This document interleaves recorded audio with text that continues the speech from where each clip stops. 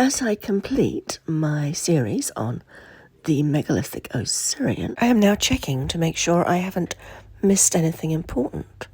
And Dr. Charles Kos is one of those independent researchers that I don't want to omit from my collection. So as with Graham Hancock and John Anthony West, I'm going to do a special short episode covering some of the things that Charles Kos has to say about the Osireion. It seems to be a temple dedicated to power flight, reconsecrated possibly as a temple to Sety I. Wow, I actually do agree with this comment, but not for possibly the same reason that he's raised it. But this is a very, very interesting comment that I think I should address in my more detailed episodes of the Osireion. But in the meantime, let's get back to what Dr. Kos thinks of the Osireion. This is a temple dedicated to basically the Egyptian version of Garuda or Gandabarunda, a massive giant mechanical bird on which humans could fly. And of course, their ancient mythology is our reality. Their ancient mythology is our reality. Just think about that. That comment is so profound.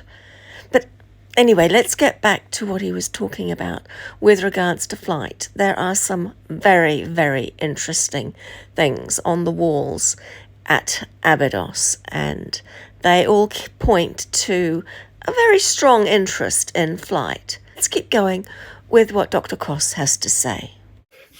One thing we have at Abydos is the Osireion near the Temple of Sety. So we know the high technology goes all the way back, and I think this temple is dedicated to high technology. I'm not sure about it being dedicated to high technology, but it certainly utilised high technology to get it built from my perspective. In terms of the Sety temple, which is above it and in front, there are some very interesting things in that temple, which I will let Dr. Kos point out. So this is at the Temple of Sety. And I said to my friend, but this has been debunked. And she said, no, this is evidence. And she said she's been there, she's had a look. She knows about the idea that these are characters which are overwritten on top of earlier characters. But she's still convinced they intended it to look like flying vehicles. It's glyphs on top of glyphs, but it's been done. Why has it been done? And that's the question. Why would you do it? It's a good question. Clearly, it has been debunked from the perspective of it is two glyphs overlapping each other. But a very wise Egyptologist once said to me, in Egypt, there are no accidents. Things are intentional. Symbols are intentional. Whether that can be carried as far as these glyphs, I don't know, but it just seems extremely amazing in terms of a coincidence that there are 4 of these objects that look like flying machines.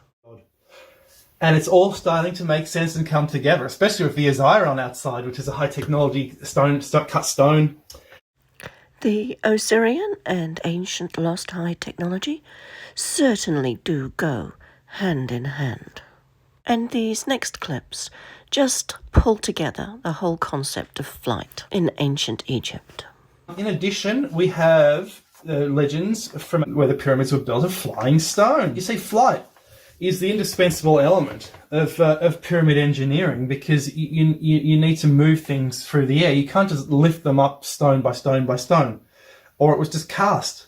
That there is clearly, based on all this, a tradition of flight in Egypt.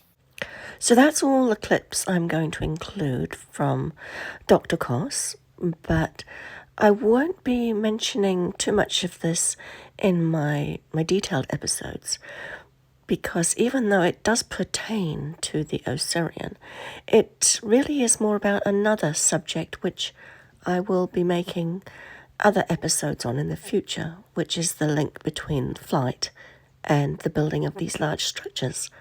But that's why I decided just to make this another one of the brief separate episodes, because it is relevant and it is interesting.